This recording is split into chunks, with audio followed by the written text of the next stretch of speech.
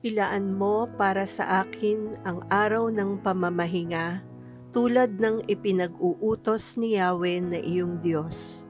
6 na araw kang magtatrabaho at tapusin mo ang dapat gawin.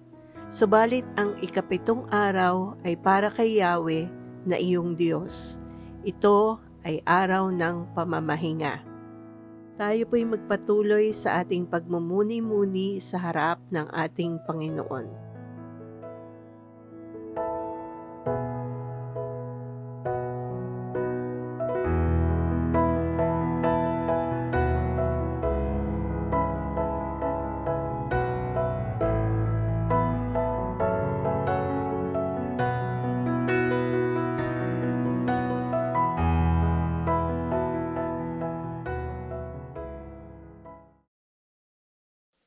Tayo po ay tumayo para sa isang panalangin.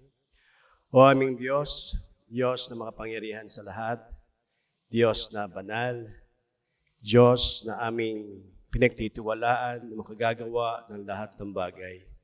Ama, isang magandang umaga po sa iyo. Lumalapit po kami sa iyo at binibigay namin, Panginoon, ang pinakamataas ng taas ng pagpupuri po sa iyo. Maraming salamat, Ama, sa buhay, sa kalakasan, sa iyong biyaya at pagpapala, sa iyong provision. Tunay na ang lahat ng ito'y nanggaling po sa iyo at nandun yung aming pagpapasalamat.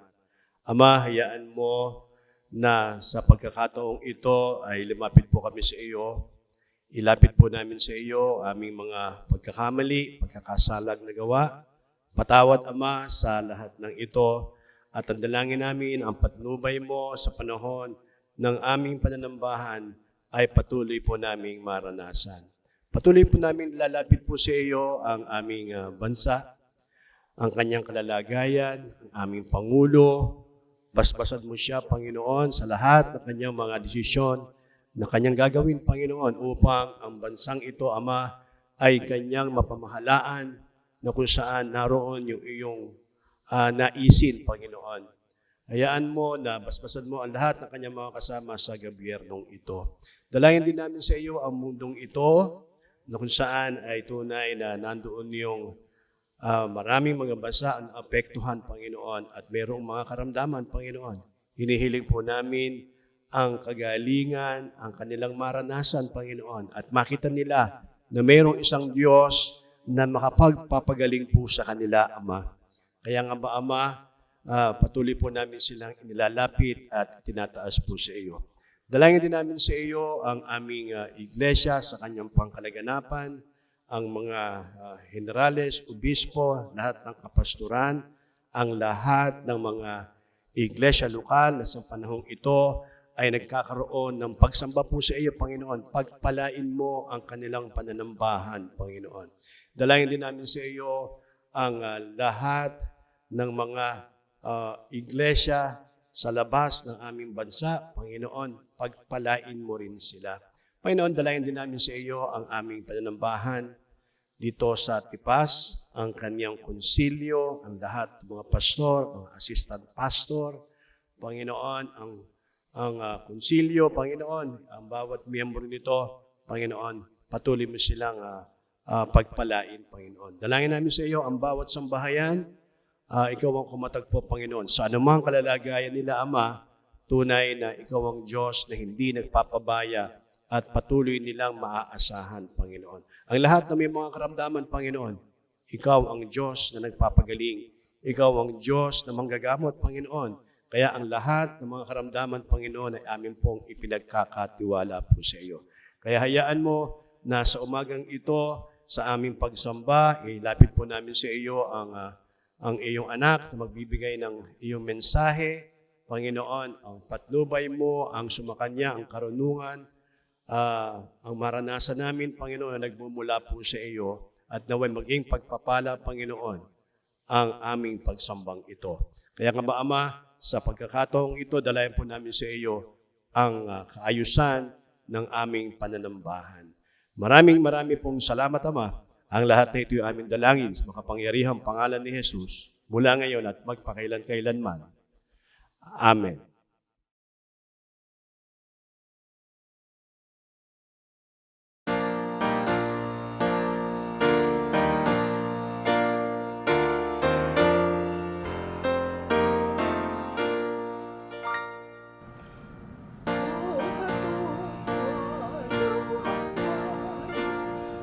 sa akin nabuksan, ako'y sinanggalang sa demonyong kaaway, batis kang sakdal inang, gamot naming may damdam, hanggang may tumitibok hininga sa pag-irog, ako'y hindi tutugot na di ka maibantog, ikaw ang nagpadubog sa angkan ng balakyot.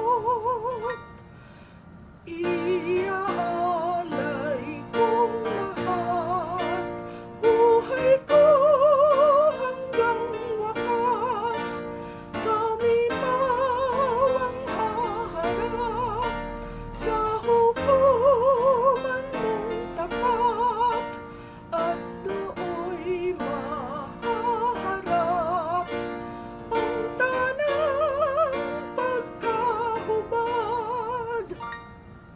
Sa kamay ko ay walang dadalhin akong Ama, sa krus mong mahiwaga, kakapit at luluha, pilit ka sa ganitang parusa sama-sama. Tayo po'y dumako sa ating tugunang pagbasa na matatagpuan sa Unang Hari 8:27 hanggang 31 at Unang Kronika 29:11 hanggang 13. Ang bahay dalanginan. Ngunit katotohanan bang tatahan ang Diyos sa lupa?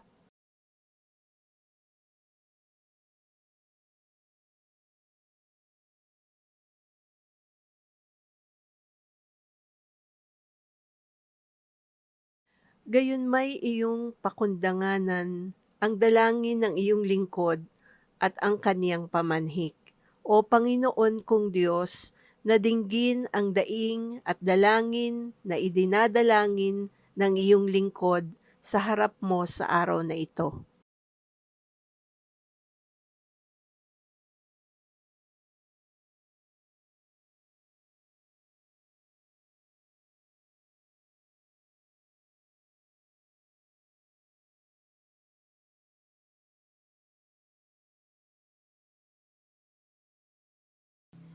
At dinggin mo ang pamanhik ng iyong lingkod at ng iyong bayang Israel pagka sila'y mananalangin sa dakong ito.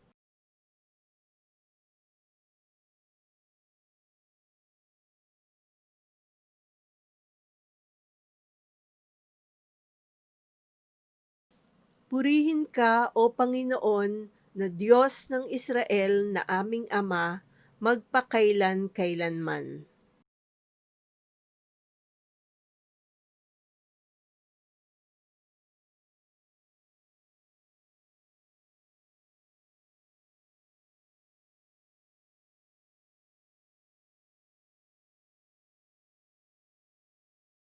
Sapagkat lahat na nangasa langit at nangasa lupa ay iyo.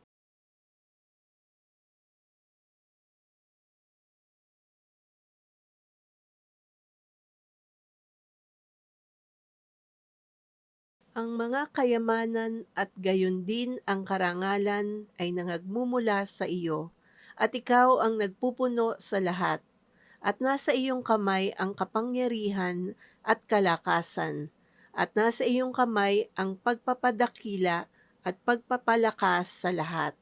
Tayo pong lahat, kaya't ngayon, aming Diyos, kami ay nagpapasalamat sa iyo at aming pinupuri ang iyong maluwalhating pangalan.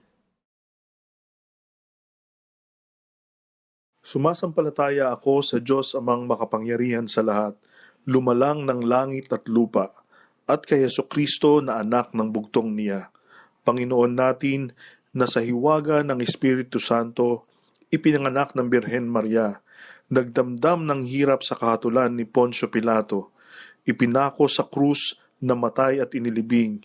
Sa ikatlong araw nabuhay sa mga patay, umakyat sa langit at umupo sa kanan ng Diyos Amang makapangyarihan sa lahat.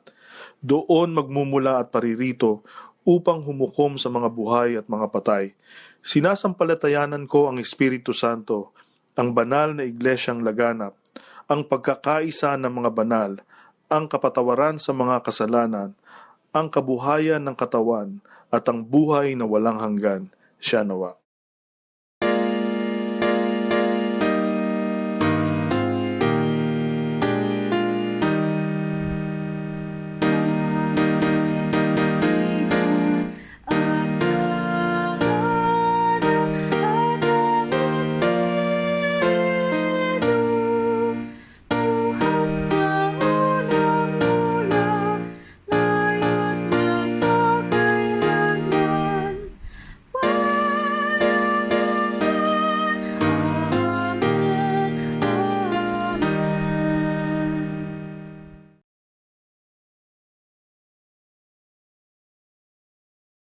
Isang mapagpalang umaga po sa ating lahat. Handa na po ba tayong umawit at sumayaw para sa ating Panginoon? Amen. Tayo na pong umawit at sumayaw para sa Lord.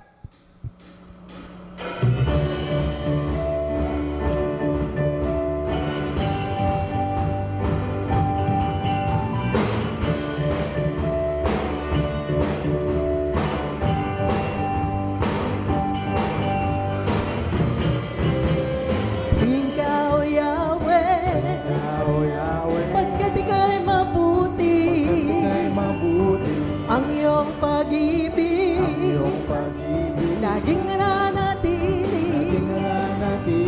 Purihin ka, O Yahweh, pagkat ika'y mabuti, ang iyong pag-ibig, laging nananatili. Tayo po'y mawit. Awit sa sayaw, luwalhatiin, papalakpak sisigaw, dadakilain, nagumapaw sa piling mo, ang kagalakan sa puso ko noon, ngayon, kailanman, Panginoon.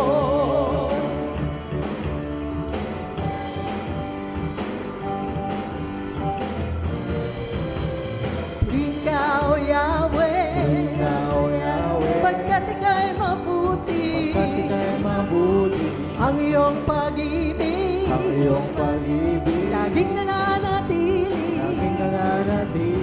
Ikaw, Yahweh, pagkat ika'y mabuti, ang iyong pag-ibig, laging nananatili. Tayo po'y mawit. Aawit sa sayaw, luwalhatiin, papalakpak sisigaw, dadakilain, nagumapaw sa piling mo, ang kagalakan sa puso ko noon, ngayon, kailanman, Panginoon. Aawit sa sayaw, luwalhatiin, papalakpak sisigaw, dadakilain, nagumapaw sa piling mo, ang kagalakan sa puso ko noon, ngayon, kailanman, Panginoon, ngayon, kailanman, Panginoon, ngayon, kailanman, Panginoon. Hallelujah! Purihin ang Panginoon. Amen and amen.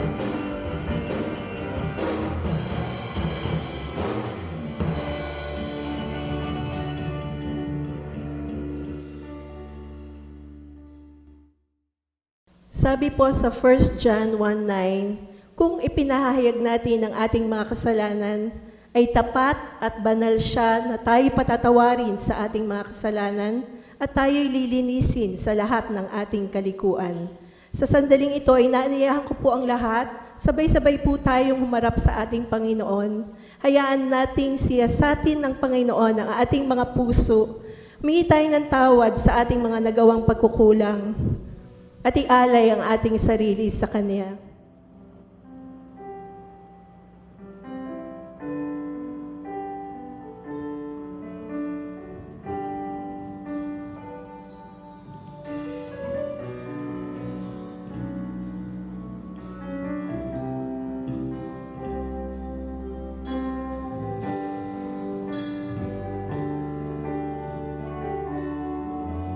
Siyasatin mo, Jesus, ang puso ko sa kasalanang nagawa laban sa'yo.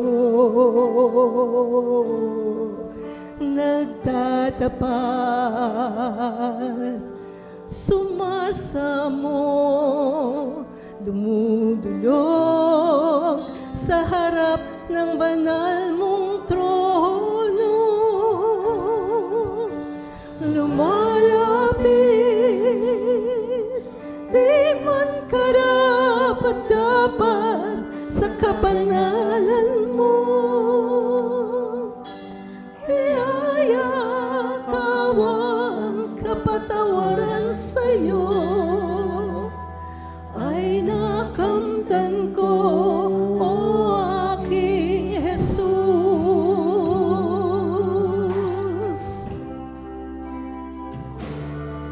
Siyasatin mo, Jesus, ang puso ko sa kasalanang nagawa laban sa'yo. Nagtatapat,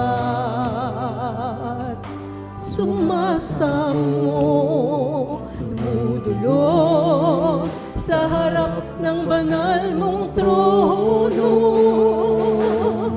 Lumalapit, di man karapat-dapat sa kabanalan mo. Biyaya, kawan, kapatawaran sa'yo ay nakamtan ko, aking lumalapit. Di man karapat-dapat sa kabanalan mo. Biyaya, kawan, kapatawaran sa'yo ay nakamtan ko, o aking Jesus. Ay nakamtan ko, o aking Jesus. Ay nakamtan ko, o aking Jesus. Patawarin mo kami, Panginoon, sa aming mga nagawang pagkukulang.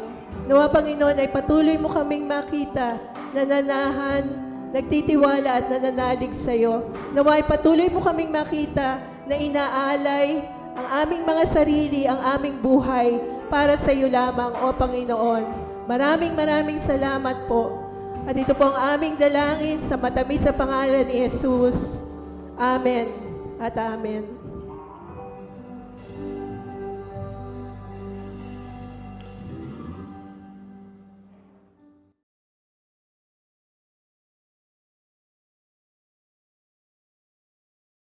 Mapagpalang umaga po sa ating lahat. Tunay na ang pagpapala, pag-iingat, pagsama ng ating Panginoon ang lagi mapa sa atin, lalong-lalo na sa ating kapatiran dito sa Iglesia sa Tipas. Maraming pong salamat sapagkat muli nating maririnig ang mga salita ng ating Panginoon at ginamit niya muli ang inyong abang lingkod sa paghahatid nito. At hindi lang ito natin matutunan, hindi lang ito natin mapakinggan, kundi bagkos maunawaan at maging gabay natin sa ating pamumuhay ang kanyang mga salita, lalong-lalo na po sa mga panahon natin ngayon. Ang pag-aaralan natin ngayong umaga ay matatagpuan natin sa 2 Kings 24, and 25. Ito po yung mga last chapters at ito po ay pinamagatang The Fall of Jerusalem.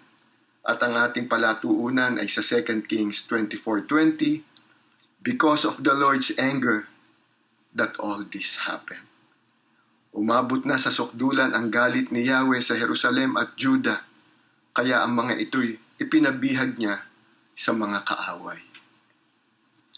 Sa panahon ng paghahari ni Joachim, ang Juda ay sinakop ni Haring Nebukadnesar.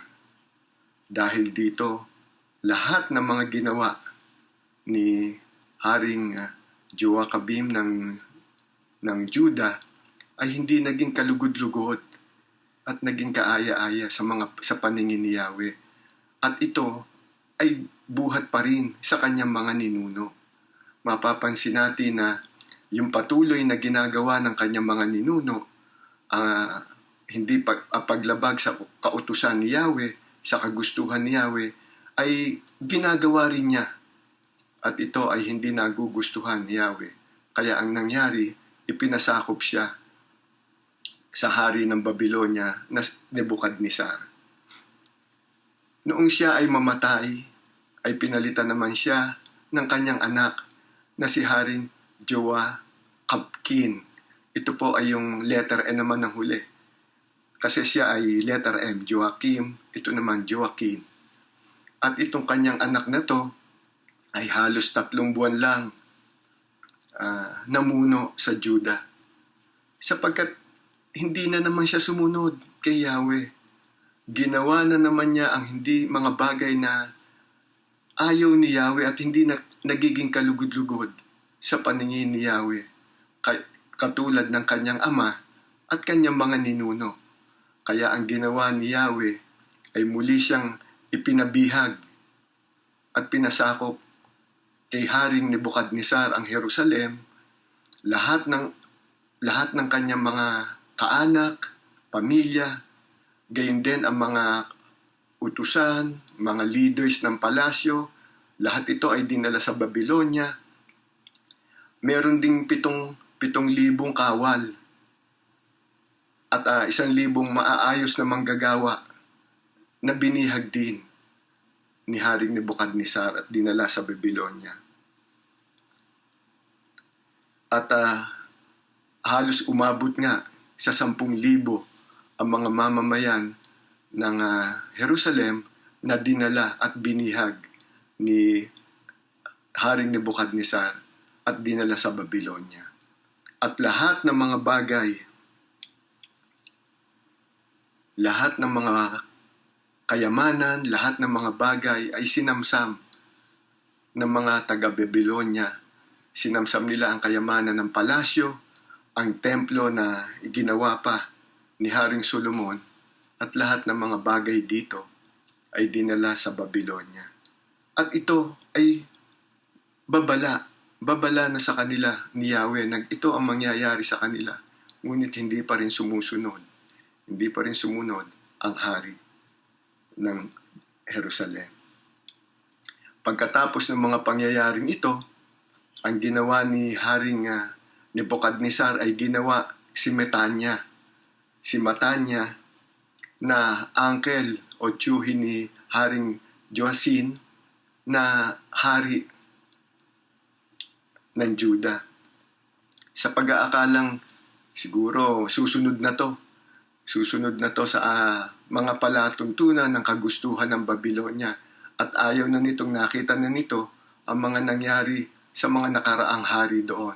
Kaya ang ginawa sa pag-aakala ni Nebukadnesar na ganun nga ang mangyayari ay inappoint niya ang uncle ni Joachim na si Matanya na maging hari ng Juda. At pinalitan niya ang kanyang pangalan at ginawa niya itong Sedekias.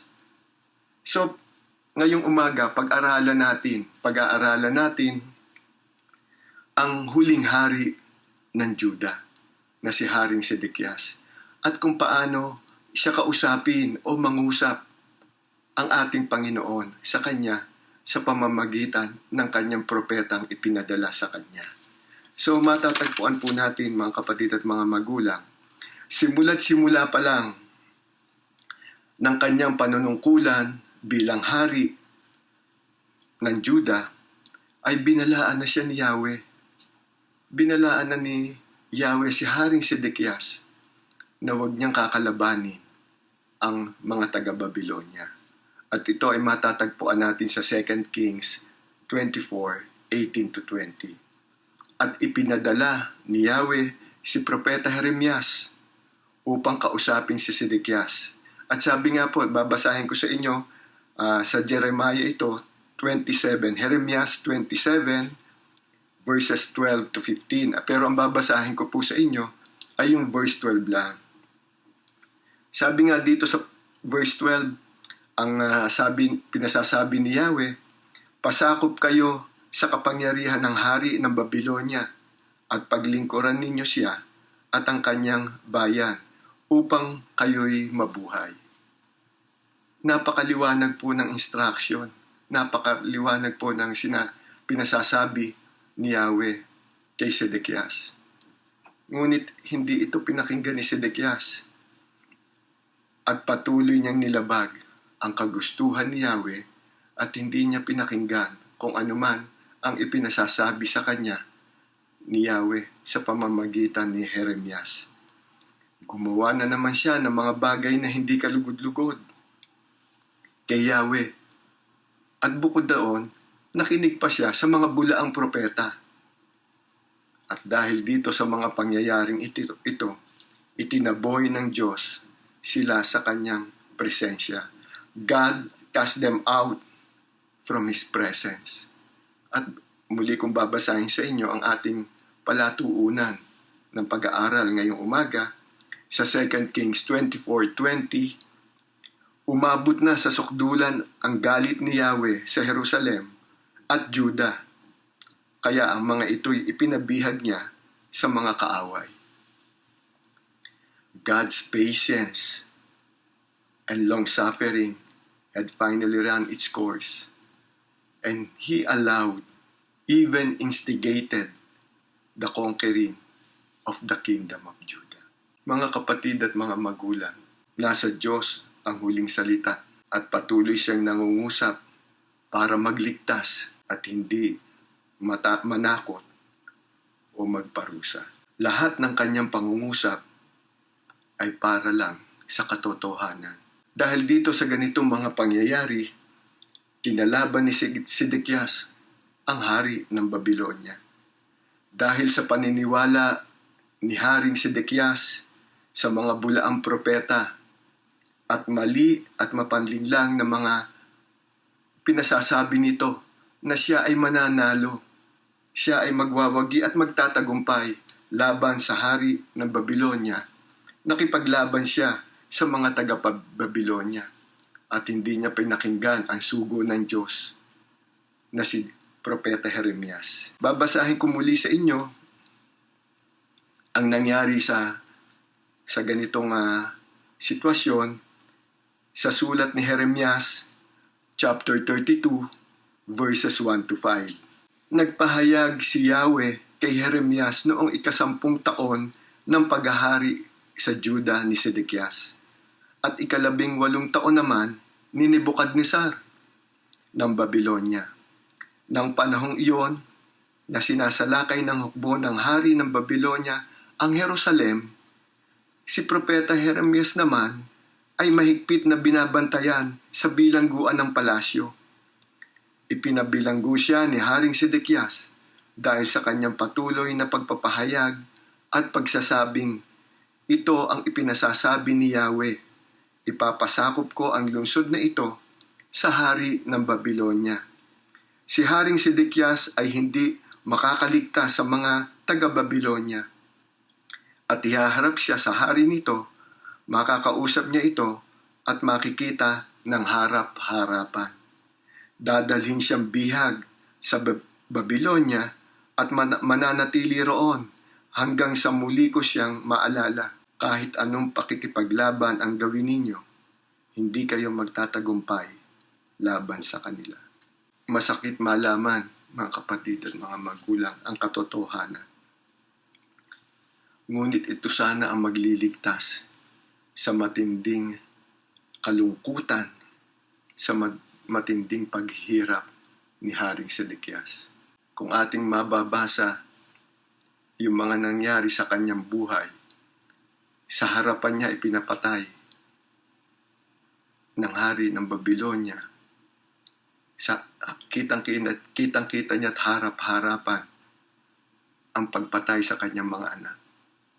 At hindi lamang ito, bago siya daling sa Babylonia, ay dinukit ang kanyang dalawang mata at nanatili siyang bulag sa pagkakatanggal ng kanyang dalawang mata at naging bihag siya at dinala sa Babylonia. Napakatinding paghihirap ang kalungkutan nung hindi niya sundin ang ipinagagawa at utos sa kanya ni Yahweh. Kapag nagsalita ang Diyos, dapat tayong makinig sapagkat pawang katotohanan lang ang kanyang sinasabi. It pays to listen to Him, say what the Word says, not what you prefer, it says. Not what I like it to say, not I want the Word to say. The truth matters. Babylon is God's way of disciplining.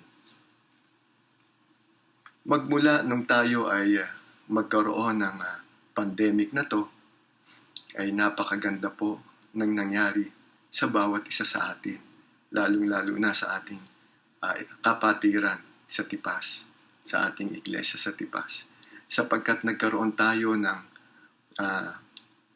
araw-araw na pagbubulay-bulay ng kanyang mga salita. Araw-araw nating chapter by chapter ay pinag-aaralan natin araw-araw, simula't-simula pa.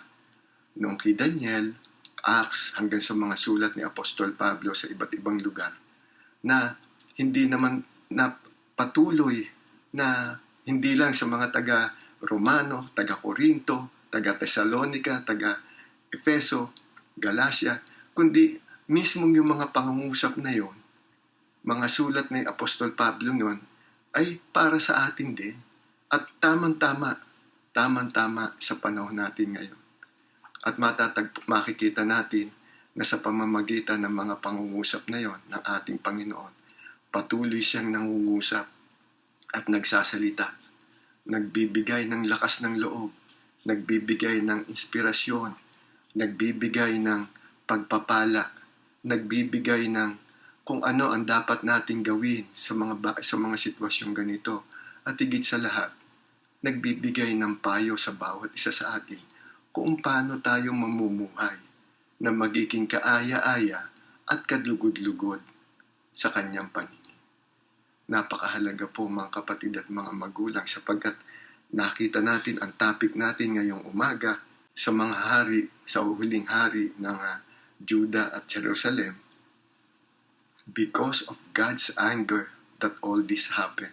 Mapapansin natin na ganun din yata nangyayari sa atin. Because of God's anger that all this happened. Ibig sabihin nito ay tunay na lumalayo na ang sanlibutan ito sa Kanya. Napakaraming bagay mga kapatid at mga magulang na abalang-abala ang bawat isang Kanyang nilalang at bawat tao sa mundong ito sa iba't ibang bagay at nakakalimutan na ang ating Panginoon. Kaya marahil nangyari ito sa ating lahat, hindi lamang sa ating bansa, kundi sa sanglibutan ito. The truth matters. Babylon is God's way of discipline. May ilang bagay na dapat nating maunawaan tungkol sa pagdidisiplina na may kahirapan. Siguro, lahat naman ng pagdidisiplina ay talaga mahihirapan. Talaga may kahirapan. Hindi naman tayo pwedeng magdisiplina o magtuwid na hindi tayo nahihirapan o hindi man lang tayo nasasaktan. Unang-una pong bagay ay tingnan natin to. Itinuturing tayo ng Diyos bilang mga anak niya. We are His beloved children. He treats us as sons. Tayo pong mga earthly fathers. Ako po may 2 anak. Tayo po kapag nagkamali ang ating mga anak, gumawa ng hindi tama, ang unang-una po natin ginagawa sa kanila ay ating silang pinagsasabihan. Kapag inulit pa nila yon, ay nandoon na ang pagdidisiplina at pagtutuwid. Maaring mahihirapan sila, masasaktan sila. Pero hindi ito nangangahulugan na hindi natin sila mga anak. Sila'y nandoon pa rin at anak natin. At minamahal natin, kaya dapat nating ituwid sila sa kanilang mga pagkakamali habang bata pa o habang lumalaki sila. Napakahirap po mga kapatid at mga magulang na makita natin ang ating mga anak na ating napabayaan. Hindi natin tinuwid, hindi natin dinisiplina. Ano po nangyayari sa mga kabataan? Naninigarilyo, umiinom, kung ano-anong masasamang bisyo, lalong-lalo na ang mga droga sa mga panahon ngayon. At nakikita natin, napapariwara ang kanilang buhay. Mahal natin ang ating mga anak. Kaya patuloy natin silang pinagsasabihan, patuloy natin silang itinutuwid, at patuloy natin silang idinidisiplina. Ganyan din po, lalong-lalo na ang Ama natin sa langit. Mahal na mahal tayo ng ating Panginoon. Kaya nandoon ang kanyang pagtutuwid at pagdidisiplina. Ito po ay pupunta tayo sa pangalawa. His motivation is love. Ang layunin niya dahil sa pagmamahal sa atin ng Panginoon, patuloy niya tayong itinutuwid. His motivation is love. He disciplines us because He loves us. He disciplines us because He loves us. Kung hindi po tayo minamahal ng ating Panginoon, hindi tayo minamahal ng ating Diyos, pababayaan na ang mundong ito. Pababayaan na niya ang mga taong ito na mapalayo sa Kanya, na ang mga bagay na dumating, magkaroon ng lindol, magkaroon ng pagsabog ng bulkan, kutakot-takot na bagyo, kutakot-takot na pandemic na ang mangyayari. Giyera at kabila. Ngunit makikita natin na mahal niya tayo, kaya tayo ay patuloy niyang itinutuwid at dinidisiplina sapagkat ayaw ng Panginoon na mapariwara at patuloy tayong mahulog sa kasalanan. At ang kanyang layunin ay para rin naman sa atin. Hindi naman yung ginagawa niyang pagtutuwid o disiplina sa atin para sa Kanya. He is all-knowing, perfect, powerful, lahat ng mga bagay nasa Kanya at hindi niya kailangan ang mga bagay na ganito. At ito, kaya tayo niya dinidisiplina ay dahil din sa ating kabutihan. To share in His holiness, produce a harvest of righteousness, at magkaroon ng kapayapaan. Napakaraming nagsasabi sa mga panahon natin ngayon, new normal na. Malinis na kapaligiran, maayos na hangin na ating malalanghap. Lagi nga lang tayong naka-face mask sapagkat nandoon ang patuloy na virus na nakakalat pa rin sa ating paligid. At wala na yung mga dating ating ginagawa. Wala na yung mga di kaaya-aya at kalugod-lugod na patuloy na ginagawa natin. At mapapansin natin na sa mga oras, sa panahon natin ngayon, ang napakahalagang bagay na itinuturo sa atin ng ating Panginoon ay disiplina. Discipline. Sapagkat pag wala po tayong disiplina, ay makikita natin na patuloy na tataas ang bilang ng mga positive o na-infect ng virus na to at marami ring namamatay. There will be an end to this pandemic.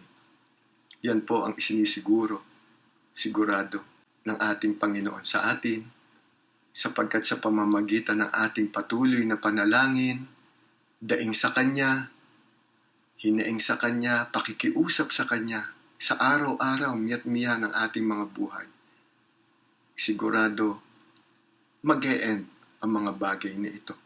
At gusto ng ating Panginoon na mamuhay tayo ng naaayon sa iyong kagustuhan. Sa kanyang kagustuhan.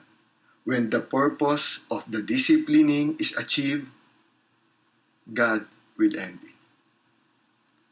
So mga kapatid at mga magulang, itong pagdisiplina, pagtutuwid sa atin ng Panginoon, para rin naman sa ating kabutihan, sapagkat gano'n ang kayo na lamang kanyang pagmamahal sa atin. Kaya patuloy tayong sumunod sa lahat ng kanyang pinag-uutos. Patuloy na yung will ng ating Panginoon ang matupad sa ating buhay. Patuloy tayong maniwala, manampalataya, at manalig sa ating Panginoon. Tayo pong lahat ay manalangin. Diyos amang makapangyarihan sa lahat, maraming pong salamat sa umagang ito sa patuloy na pangungusap mo po sa amin, Panginoon, sa iyong pamamagitan ng iyong mga salita. Maraming pong salamat sa maiksing mensahe niyo po sa amin tungkol sa pagsunod, Panginoon, sa lahat ng mga ipinag-uutos mo at ang will mo ang masunod lagi sa aming mga buhay sa sanlibutan ito. Taglay nawa namin, Panginoon, ang pagtutuwid mo, ang disiplina gusto mo sa bawat isa sa amin. Patuloy kaming sumunod sa iyo bilang mga anak mo. Maraming pong salamat sa pagmamahal, pagtutuwid mo sa bawat isa sa amin para at pagpapatawad mo sa aming mga kasalanan, Panginoon, at pagkakamali. Sapagkat alam namin, Panginoon, na lahat ng ito, ang ultimate goal mo naman ay para rin sa aming mga kabutihan. Maraming pong salamat sa presensya niyo po sa aming umagang ito. Maraming pong salamat sa binigay niyo pong pag-aaral sa amin ngayong umagang ito. At kung paano niyo po sila didisiplina at itinuwid ang huling hari na Juda at ng Jerusalem. Kung paano po binigyan niyo po sila ng pagtutuwid at disiplinang ninanais niyo kapag sila'y hindi sumusunod sa iyong kagustuhan.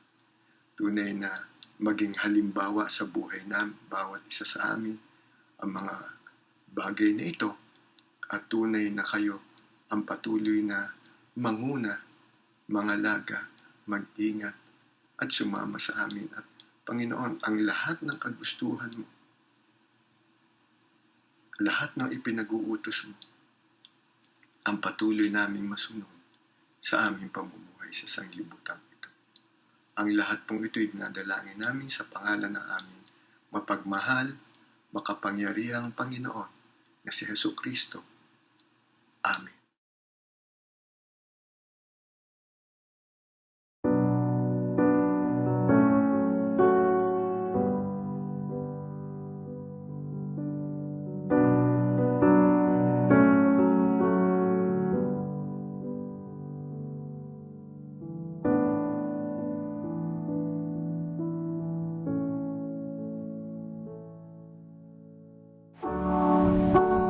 Into your hand I commit again with all I am for you, Lord. You hold my world in the palm of your hand, and I am yours forever.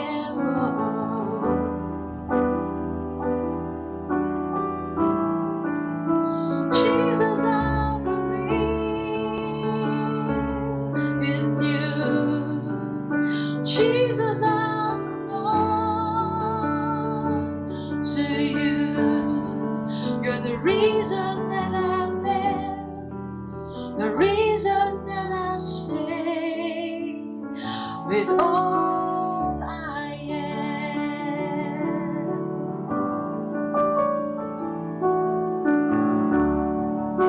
I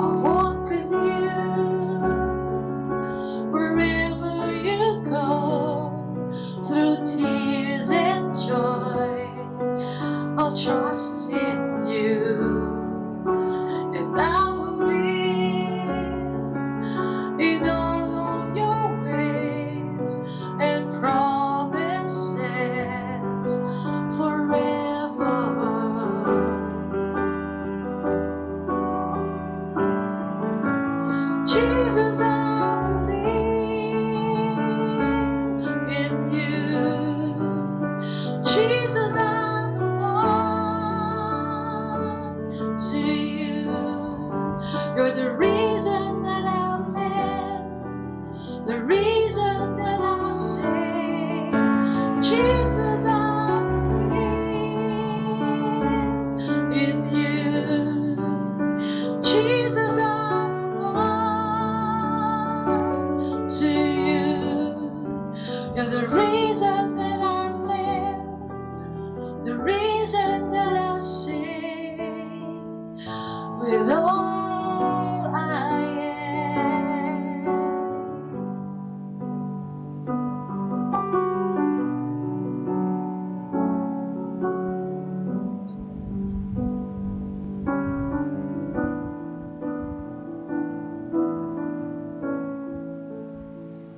I will worship. I will worship you. I will worship.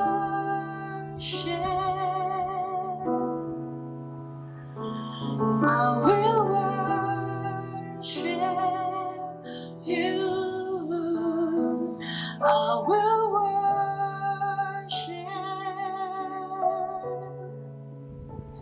I will worship you. I will worship. I will worship you. Jesus, I believe in you. Jesus, I belong to you. You're the reason that I live, the reason that I sing. Jesus, I believe in you. Jesus, I belong to you. You're the reason that I live, the reason that I sing with all I am.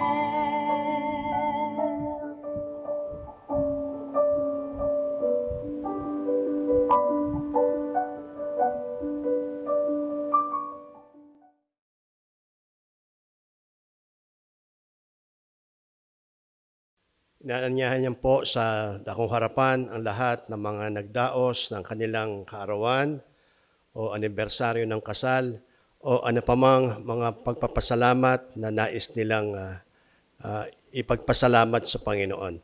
Tayo po ay manalangin. Aming Diyos, Diyos na makapangyarihan sa lahat, hayaan mo na sa pagkakataong ito, naririto ang iyong mga anak, nagdaos ng kanilang kaarawan. Pakapagpalain mo po sila, patuloy mo silang bigyan ng kalakasan, buhay, at yung mga naisin nila sa buhay nila, Panginoon, Ikaw ang Diyos na kanilang pinagpapasalamatan at alam nila, Panginoon, na patuloy mo silang pagpapalain, Panginoon. Ang ilan ay nagdaos naman ng kanilang mga anibersaryo ng kasal, pakapagpalain mo, lalo mo pang patibayin ang kanilang pagsasama bilang mag-asawa, at Ikaw ang patuloy na kumatagpo po sa kanila. Ang ilan naman, Panginoon, ay mayroong mga kakaibang pagpapalan na tinanggap at nais nila itong ipagpasalamat po sa iyo. Sa pagkakataong ito, igawad mo, Ama, ang iyong makapangyarihang basbas. Pagpalain nawa kayo ng Panginoon at ingatan kayo, paliwanagin nawa ng Panginoon ang kanyang mukha sa inyo at mahabag sa inyo. Ilingap nawa ng Panginoon ang kanyang mukha sa inyo at bigyan kayo ng kapayapaan mula ngayon at magpakailan-kailanman. Amen.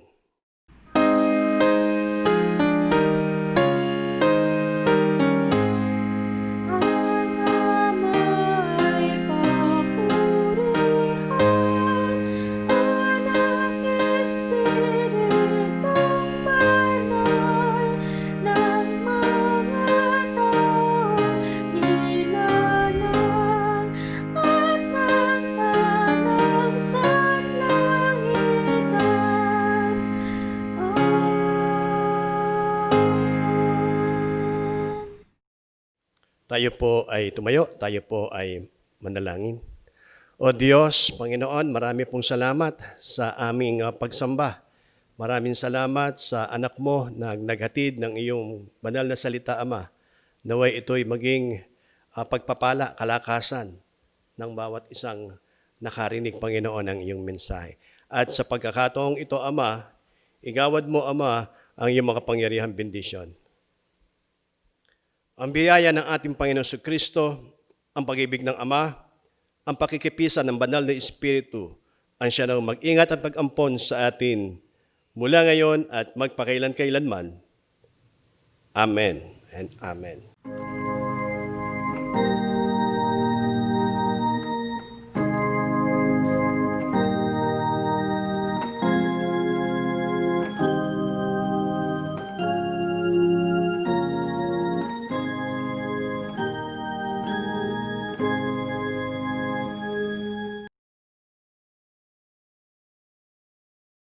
Ang Tipas Unida Church na binuo sa pag-ibig ng Diyos ay iglesyang matatag, nagkakaisa sa pananampalataya, huwaran at ilaw ng pamayanan at lumalakad sa gabay ng Espiritu Santo, na ang layunin ay humayo at ipalaganap ang banal na salita ng Diyos.